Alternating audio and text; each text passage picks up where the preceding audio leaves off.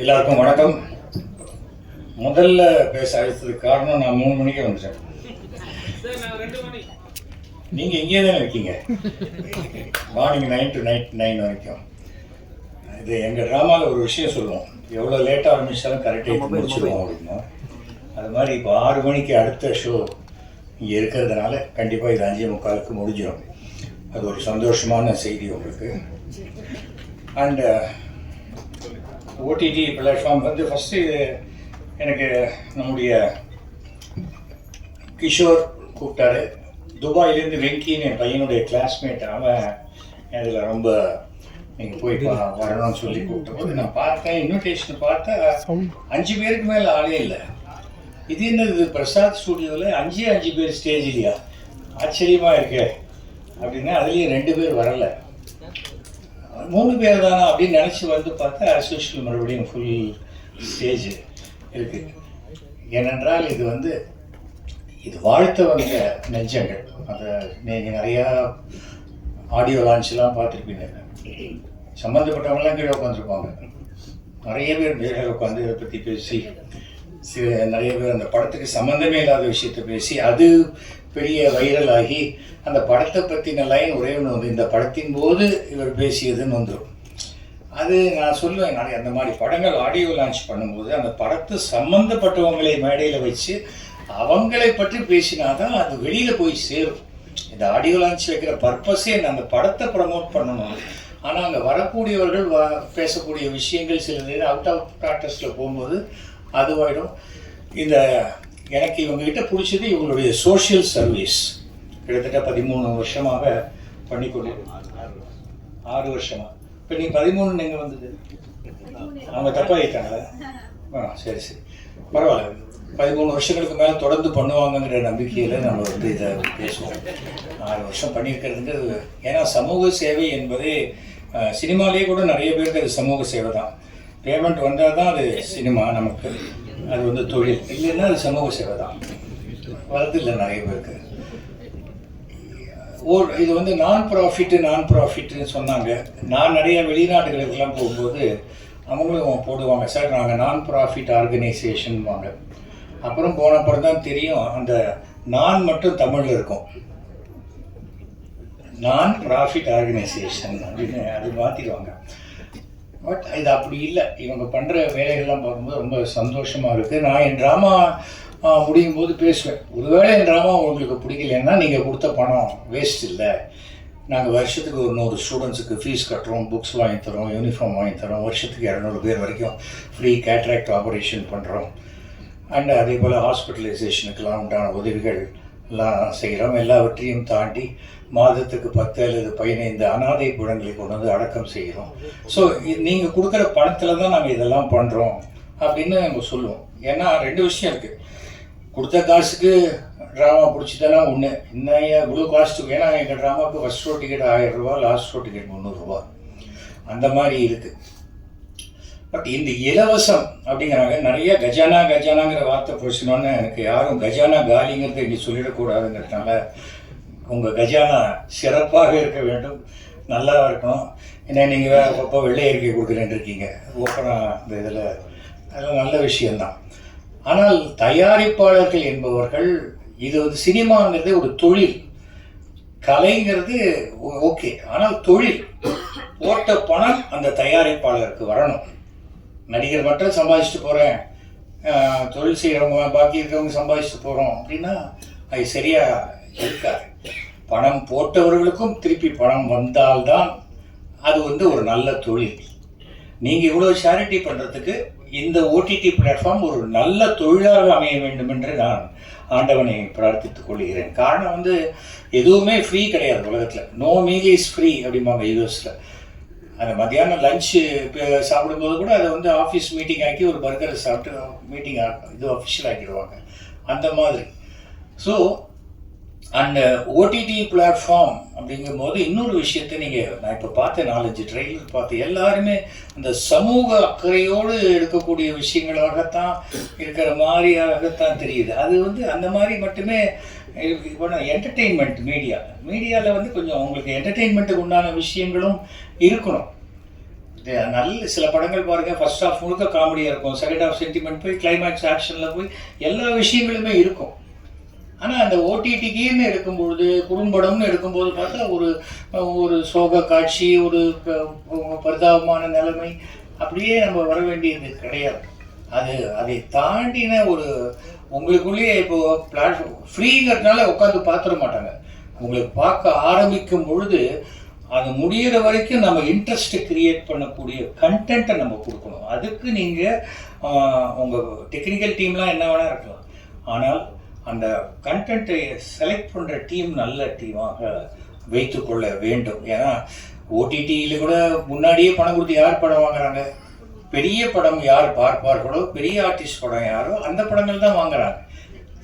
Sharing, revenue ஷேரிங்லாம் okay உங்களுக்கு பிடிச்சிது, ஆனால் அந்த ரெவின்யூ ஷேரிங்க்கு முன்னாடி அந்த ப்ரொடியூசர் எத்தனை ரூபாய் இன்வெஸ்ட் பண்ணணுங்கிறது இருக்குது. அப்போ அந்த ப்ரொடியூசர் என்ன நினைப்பாரு, நமக்கு இந்த ரெவின்யூ ஷேரிங்கில் நமக்கு இந்த பணம் வருமா அப்படின்னு நினைப்பாங்க. அதனால் நீங்கள் நிறையா யோசித்து நிறையா விஷயங்கள் பண்ணுங்கள். ஏனென்றால் எந்த தொழிலுமே எடுத்தோன்னே டிஸ்கரேஜ் பண்ணக்கூடாது. ஆனால் அதே சமயம் ப்ளஸ் அண்ட் மைனஸ் எல்லாவற்றையும் யூகி சேது வந்திருக்காரு. வாங்க, இங்கே உங்களுக்கு தான் அந்த சேர். அது வாங்க பாஸ், உங்கள் ஃபோட்டோவை போட்டு ஆளே காணும்.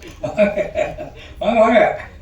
யூகி சேது அவர்கள் தொலைக்காட்சியினுடைய முன்னோடி இவர்களாம் தான். வாங்க.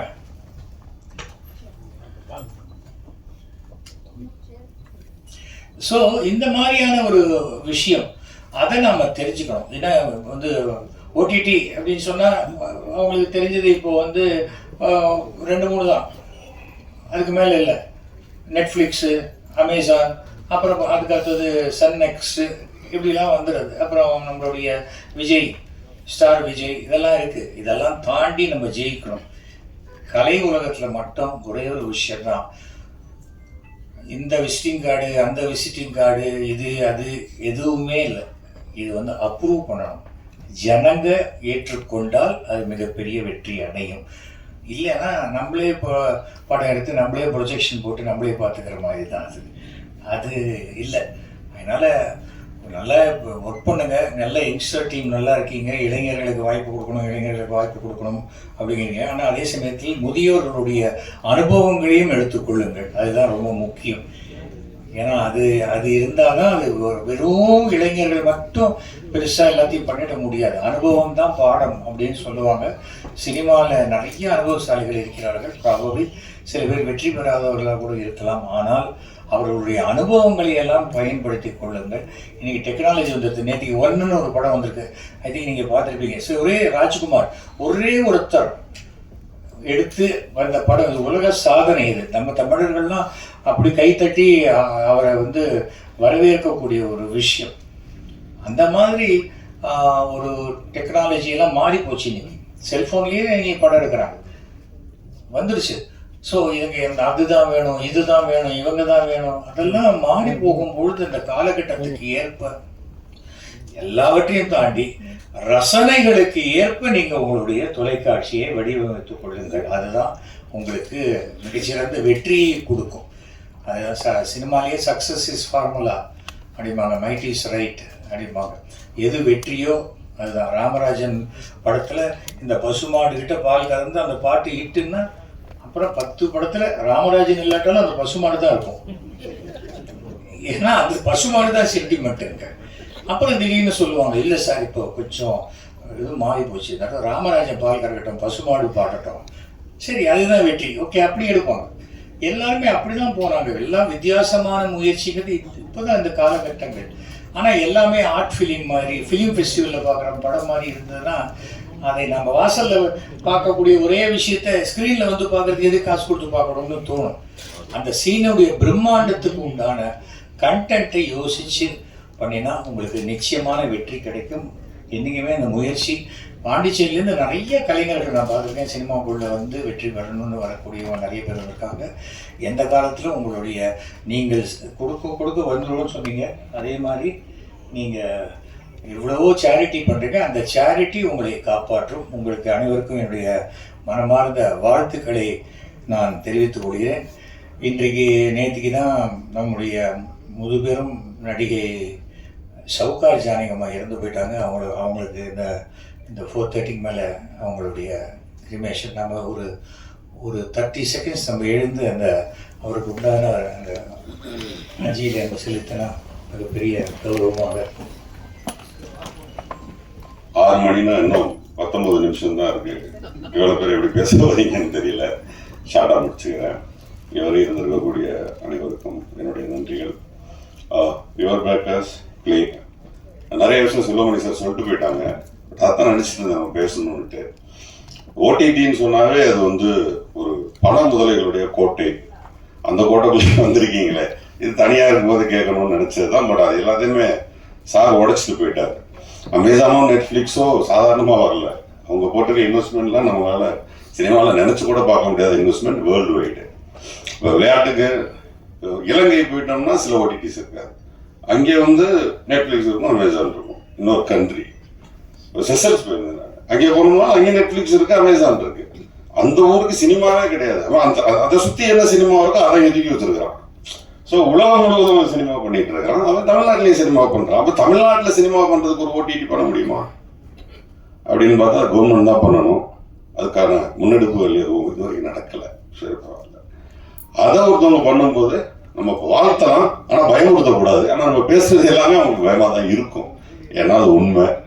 நம்ம பேசுறது உண்மைங்கிறப்ப உங்களுக்கு அது பயமா தான் இருக்கும். ஏன்னா ஒரு 2 படம் பண்ணோம். நாக்கெல்லாம் இங்கே வரைக்கும் வந்துருச்சு 2 படத்துக்கு.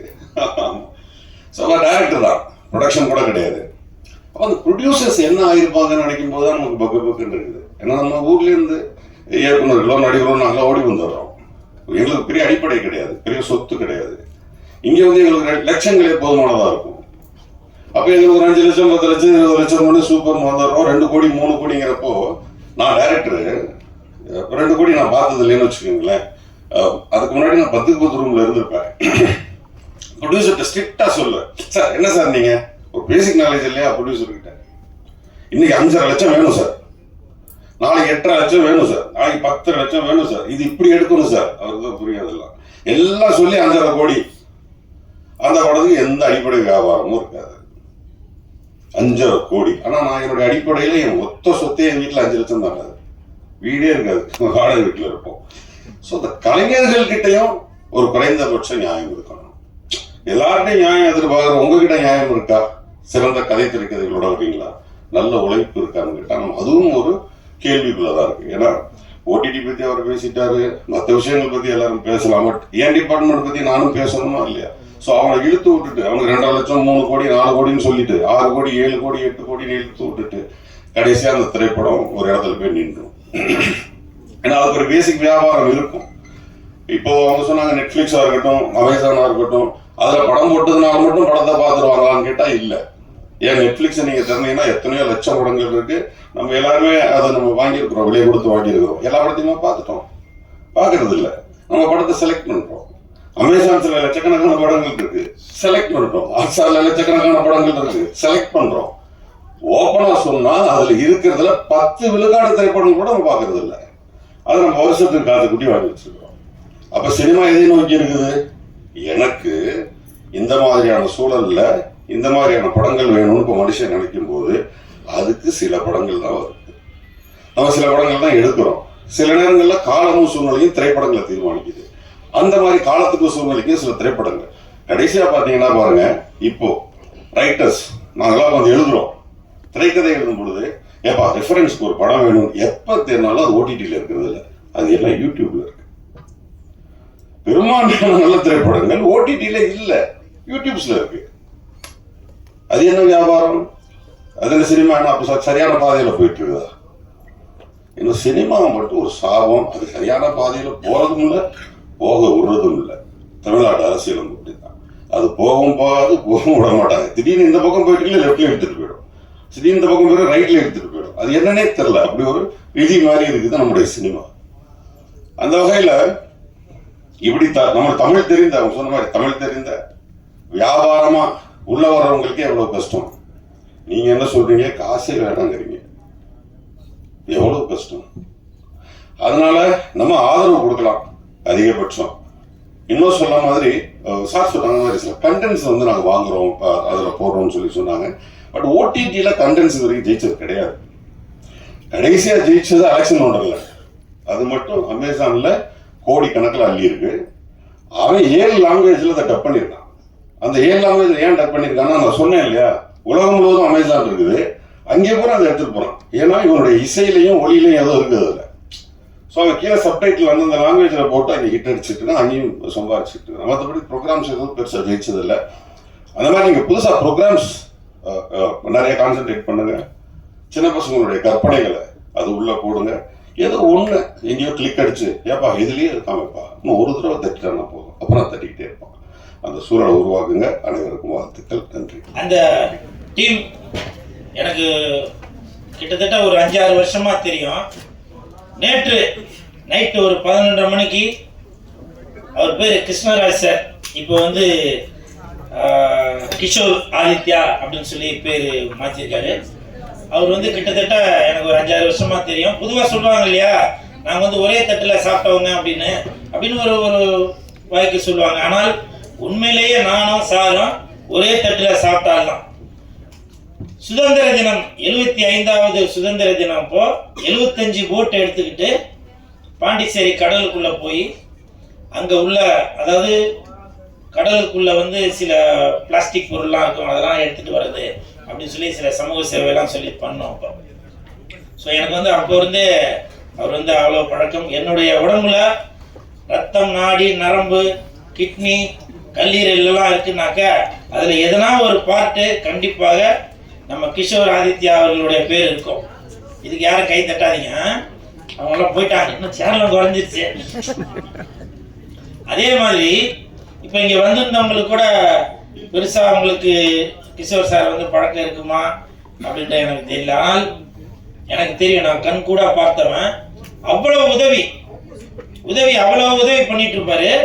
ஒரு தடவை நான் பாண்டிச்சேரிக்கு போயிருக்கப்ப ஒரு ஆட்டோவில் எல்லாம் போகிறப்ப அப்போ அவர் வந்து சொன்னார், சார் நீங்கள் யுவர் பேக்கர்ஸ் கூட சேர்ந்து ஒர்க் பண்ணீங்களா அப்படின்னு சொல்லிட்டு, எனக்கு வந்து அன்னைக்கு ஆட்டோ காசு வேணாம் அப்படின்னு சொல்லி சொன்னார். அப்படி உண்மையிலேயே நல்ல மனிதர் என்றால் என்னை பொறுத்தவரை அவர் ஒரு அன்னை தெரசா அப்படின்னு சொல்ற அளவுக்கு தான் இந்த கிஷோர் ஆதித்யா சார் இருக்காங்க. பாருங்க, சொல்லும் போது கூட ஆமான்னு சொல்லி பெல் அடிக்குது. ஸோ அப்படி ஒரு உன்னதமான மனிதர் தான் இந்த ஆதித்யா கிஷோர் அவர்கள். அவர் ஆரம்பிச்சிருக்கிற இந்த யுவர் பேக்கர்ஸ் பிளே அந்த ஓடிடி, அவருக்கு என் மனமார்ந்த வாழ்த்துக்கள். அதாவது நான் ப்ராஃபிட், பணம் வேணாம் அப்படின்ற ஒரு ஐடியாவோட தான் ஆரம்பிச்சிருக்காரு. ஏன்னா மக்கள் பணம் மக்கள்கிட்ட தான் இருக்கணும் அப்படின்னு நினைக்கிறாரு. மக்கள் பணத்திலிருந்து ஒரு பைசா கூட தொடமாட்டேன், தொடவும் விடமாட்டேன், தொட்டாலும் விடமாட்டேன், இதற்கு முன் தொட்டவர்களையும் விடமாட்டேன் அப்படின்னு எப்படி சட்டமன்றத்தில் விஜய் சார் சொன்னாருங்களோ அதே மாதிரி இப்போவும் 2031 ஒருவேளை பாண்டிச்சேரியிலேயோ இல்லை தமிழகத்திலேயோ கூட முதலமைச்சராக கூட வரலாம். அப்படி ஒரு சிறப்பு மிக்க நமது கிஷோர் ஆதித்யா அவர்களுக்கு என் மனமார்ந்த வாழ்த்துக்களை தெரிவித்துக் கொள்கிறேன். அதே மாதிரி இங்கே பேசும்போது எல்லாரும் சொன்னாங்க ஸ்ட்ரைக் வந்துருச்சு, அதனால படம் வந்து இனிமேல் ஷூட்டிங் நடக்குமா அப்படி இப்படின்னு சொல்லி சொன்னாங்க. அது வந்து நான் நியூஸ்லாம் பார்த்தேன். அப்போ பார்த்துட்டு அதை நான் கமெண்ட்லாம் படித்தேன், என்னென்ன சொல்லியிருக்காங்கன்னு. பொதுமக்கள் யாருமே கவலைப்படவே இல்லைங்க. அவங்க ஒரே வார்த்தை தான் போட்டிருக்காங்க, என்னன்னாக்கா படம் வந்தாலும் சரி வராட்டி சரி அதை பற்றி எங்களுக்கு கவலை இல்லைங்க, எங்களுக்கு சட்டசபையில் நடக்கிறது அது ஒரு படம் மாதிரி தான் இருக்கு. ஃபைட்டு வேணுமா ஃபைட் இருக்கு, சாங்கு வேணுமா சாங் இருக்கு, காமெடி வேணுமா காமெடி இருக்கு அப்படின்னு அந்த கமெண்ட்ல உள்ள எல்லாரும் போட்டுருந்தாங்க. அப்போதான் நான் யோசிச்சேன், நான் யுவர் பேக்கர்ஸ் பிளே அந்த ஓடிடில படங்கள் மட்டும் போடாதீங்க, இன்னைக்கு சட்டமன்றத்தில் நடக்கிற அந்த விஷயங்களையும் நீங்க ஓடிடில போட்டீங்கன்னாக்க படம் ஓடுறத விட அந்த சட்டமன்றத்தில் ஓடுறது நல்லா பிச்சுக்கிட்டு ஓடும் அப்படின்னு என்னுடைய ஒரு கணிப்பு. அதனால இந்த ஓடிடி ஆரம்பித்துள்ள கிஷோர் ஆதித்யா சார், உங்களுக்கு ஒரு வேண்டுகோள், உங்களுடைய ஓடிடி தளத்துல முடிஞ்சால் அதற்கான சாத்தியம் இருந்தால் சட்டமன்றத்தில் நடக்கக்கூடிய அந்த விஷயங்களையும் நீங்க அதுல டெலிகாஸ்ட் பண்ணணும் அப்படின்னு சொல்லி தாழ்மையுடன் கேட்டுக்கொள்கிறேன். எழுதி வச்சதெல்லாம் படிச்சாச்சு, அவ்வளவுதான். அப்புறம் என்ன வந்து லேட்டா ஏத்துனாங்க ஸ்டேஜ்ல. நான் நைட்டு 11:30 மணிக்கு தான் கிஷோர் சார் வந்து என்கிட்ட பேசினாரு, கூல் இந்த மாதிரி நாளைக்கு வந்து இந்த மாதிரி ஒரு நிகழ்ச்சி இருக்குது வாங்க அப்படின்னு. நான் திண்டிவனத்தில் இருந்தேன். அப்போ திண்டிவனத்தில் இருக்கேன், அங்கேருந்து வரணுமே சார். இல்லை நீங்கள் வாங்க, கண்டிப்பாக வரணும் அப்படின்னு சொன்னார். இங்கே வந்ததுக்கப்புறமும் உட்காரும்போது பின்னாடி உள்ளவங்க சொன்னாங்க, சார் டைம் ரொம்ப கம்மியாக இருக்குது, கொஞ்சமாக பேசுறீங்க அப்படின்னு. கிஷோர் சார் சொன்னார், இல்லைங்க அவர் பேசட்டும் அப்படின்னு சொன்னார். இது எதுக்காக சொல்கிறேன்னா, கஷ்டப்பட்டு ஒரு நிகழ்ச்சி நடத்துறவங்களுக்கு தாங்க தெரியும். சொல்லுவாங்கல்ல, அந்த கோழி முட்டை போடுறதுக்கு தான் அந்த இதோட வழி தெரியும் அப்படின்னு. அது மாதிரி இவ்வளோ செலவு பண்ணி அந்த நிகழ்ச்சி பண்ணும்போது அது கொஞ்சம் ப்ராப்பராக பண்ணுங்க அப்படின்னு சொல்லிட்டு நான் ரிக்வஸ்ட் பண்ணி கேட்குறேன். புரியுதுங்களா? ஏன்னா இவங்க எதுக்காக இவ்வளோ செலவு பண்ணி இந்த விஷயங்களுக்கு மக்களுக்கு போய் சென்றடையணும் அப்படின்னு நினைக்கிறாங்க. நான் நைட்டு 11:30 மணிக்கு என்னை பேசுனதால அந்த இன்விடேஷன்லாம் என் பேர் போடாமல் இருக்கலாம். அதை நான் ஒத்துக்கிறேன், எனக்கு தெரியும் பேர் போடல. அதுக்காக இங்கே யார் யார் வந்திருக்கா என்ன ஏது, ஏன்னா இன்னைக்கு 2000 கேமரா இருக்குது. எதுக்காக? இது இந்த விஷயங்கள் எல்லாமே மக்களுக்கு போய் சேரணும்னு இருக்காங்க. அதனால அவர் ஒருத்தருமே எல்லாத்தையும் ஃபாலோ பண்ணிட்டு இருக்க முடியாது. ஊர் கூடி தேர் இழுத்தாதான் இந்த யுவர் பேக்கஸ் பிளே போய் சேர வேண்டிய இடத்துல போய் சேரும். அதனால தாழ்மையான வேண்டுகோள். டோக்கிலா உங்களுக்கு தெரியும், மற்றவங்களாச்சும் மறந்துருப்பாங்க, உங்களுக்கு தெரிஞ்சிருக்குல்ல. ஏன்னா இன்னைக்கு தொகுப்பாளினி டோக்கிலா பார்த்தீங்கன்னாக்க இன்னைக்கு காரு பங்களான்னு எல்லாம் வசதியோட இருக்காங்கன்னா அதற்கு காரணம் நமது கிஷோர் சார் தான். ஏன்னா கிஷோர் சார் போன்ற நிகழ்ச்சிகள் எல்லாமே அவங்க தான் தொகுப்பாளினியா இருப்பாங்க. உண்மைதானம்மா? அதுதான் சொல்றேன், ஒரு ஓனரா வேணும்ல. ஸோ அப்படி அவர் யார் பெல் அடிச்சுக்கிட்டே இருக்காரா? எனவே பெல் அடிக்கிற அந்த நண்பருக்கும் என் மனமார்ந்த நன்றிகளையும் வாழ்த்துக்களையும் தெரிவித்துக் கொண்டு விடைபெறுகிறேன். நன்றி, வணக்கம். இந்த வீடியோ உங்களுக்கு பிடிச்சிருந்தா லைக் பண்ணுங்க, கமெண்ட் பண்ணுங்க, ஷேர் பண்ணுங்க, சப்ஸ்கிரைப் பண்ணுங்க.